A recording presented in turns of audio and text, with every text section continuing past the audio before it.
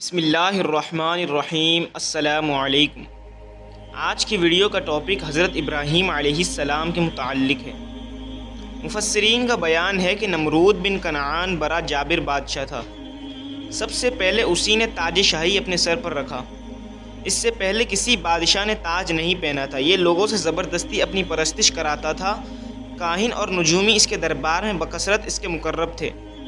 نمرود نے ایک رات یہ خواب دیکھا کہ ایک ستارہ نکلا اور اس کی روشنی میں چاند، سورج وغیرہ سارے ستارے بے نور ہو کر رہ گئے۔ کاہنوں اور نجومیوں نے اس خواب کی یہ تعبیر بیان کی کہ ایک بیٹا ایسا ہوگا جو تیری بادشاہی کے زوال کا باعث ہوگا۔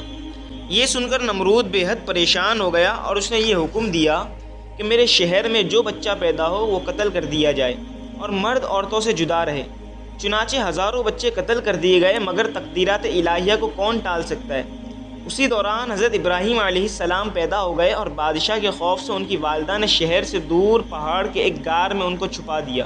اسی غار میں چھپ کر ان کی والدہ روزانہ دودھ پلا دیا کرتی تھی۔ بعض مفسرین کا قول ہے کہ 7 برس کی عمر تک یا 17 برس کی عمر تک آپ اسی غار میں پرورش پاتے رہے۔ اس زمانے میں عام طور پر لوگ ستاروں کی پوجا کیا کرتے تھے۔ ایک رات آپ علیہ السلام نے زہرہ یا مشتری ستارے کو دیکھا تو قوم کو توحید کی دعوت دینے کے لیے آپ نے نہایت ہی نفیس اور دل نشین انداز میں لوگوں کے سامنے اس طرح تقریر فرمائی کہ اے لوگو، کیا ستارہ میرا رب ہے؟ جب وہ ستارہ ڈوب گیا تو آپ نے فرمایا کہ ڈوب جانے والوں سے میں محبت نہیں رکھتا۔ پھر اس کے بعد جب چمکتا چاند نکلا تو آپ نے فرمایا کیا یہ میرا رب ہے؟ پھر جب وہ بھی غروب ہو گیا تو آپ نے فرمایا کہ اگر میرا رب مجھے ہدایت نہ فرماتا تو میں بھی انہی گمراہوں میں سے ہوتا۔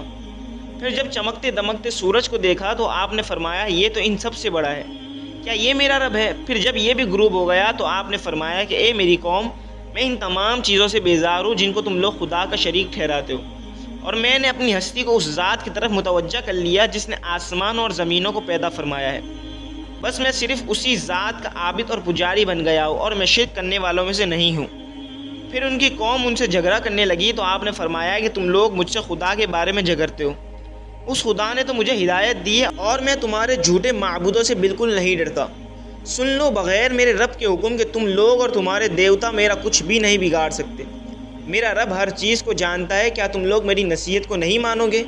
اس واقعے کو مختصر مگر بہت جامع الفاظ میں قرآن مجید نے ان الفاظ میں ارشاد فرمایا، فلما جن علیہ اللیل رأى کوکبا قال هذا ربی فلما افل قال لا احب الآفلین فلما رأى القمر بازغا قال هذا ربی فلما افل قال لئن لم يهدني ربی لأكونن من القوم الضالین فلما رأى الشمس بازغة قال هذا ربی هذا اکبر فلما افلت قال یا قوم انی بریء مما تشرکون انی وجہت وجہی للذی فطر السماوات والارض حنیفا وما انا من المشرکین۔ حضرت ابراہیم علیہ السلام نے بت پرستی کے معاملے میں پہلے تو اپنی قوم سے مناظرہ کر کے حق کو ظاہر کر دیا، مگر لوگوں نے حق کو قبول نہیں کیا، بلکہ یہ کہا کہ کل ہماری عید کا دن ہے اور ہمارا ایک بہت بڑا میلہ لگے گا، وہاں آپ چل کر دیکھیں کہ ہمارے دین میں کیا لطف اور کیسی بہار ہے۔ اس قوم کا یہ دستور تھا کہ سالانہ ان لوگوں کا ایک میلہ لگتا تھا۔ لوگ ایک جنگل میں جمع ہوتے تھے اور دن بھر لہو لعب میں مشغول رہ کر شام کو بت خانے میں جا کر بتوں کی پوجا کرتے اور بتوں کے چڑھاوے، مٹھائیوں اور کھانوں کو پرساد کے طور پر کھاتے۔ حضرت ابراہیم علیہ السلام قوم کی دعوت پر تھوڑی دور تو میلے کی طرف چلے، لیکن پھر اپنی بیماری کا عذر کر کے واپس چلے آئے اور قوم کے لوگ میلے میں چلے گئے۔ پھر جو میلے میں نہیں گئے آپ نے ان لوگوں سے صاف صاف کہہ دیا وَتَاللَّهِ لَآكِدَنَّ أَصْنَامَكُمْ بَعْدَ أَن تُوَلُّوا مُدْبِرِينَ۔ چنانچہ اس کے بعد آپ ایک کلہاڑی لے کر بت خانے میں تشریف لے گئے اور دیکھا کہ اس میں چھوٹے بڑے بہت سے بت ہیں اور دروازے کے سامنے ایک بہت بڑا بت ہے۔ ان چھوٹے معبودوں کو دیکھ کر توحید الہی کے جذبے سے آپ جلال میں آ گئے اور کلہاڑی سے مار مار کر بتوں کو چکنا چور کر ڈالا اور سب سے بڑے بت کو چھوڑ دیا اور کلہاڑی اس کے کندھے پر رکھ کر آپ بت خانے سے باہر چلے آئے۔ قوم کے لوگ جب میلے سے واپس آ کر بت پوجنے اور پرساد کھانے کے لیے بت خانے میں گھسے تو یہ دیکھ کر حیران رہ گئے کہ ان کے دیوتا ٹوٹے پھوٹے پڑے ہیں۔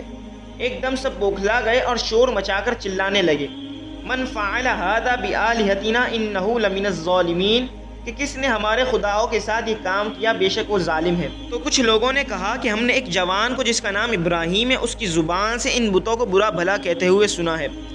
قوم نے کہا کہ اس جوان کو لوگوں کے سامنے لاؤ، شاید لوگ گواہی دے کہ اس نے بتوں کو توڑا ہے۔ چنانچہ حضرت ابراہیم علیہ السلام بلائے گئے تو قوم کے لوگوں نے پوچھا کہ اے ابراہیم، کیا تم نے ہمارے خداؤں کے ساتھ یہ سلوک کیا ہے؟ حضرت ابراہیم علیہ السلام نے فرمایا کہ تمہارے اس بڑے بت نے کیا ہوگا، کیونکہ کلہاڑی اس کے کاندھے پر ہے۔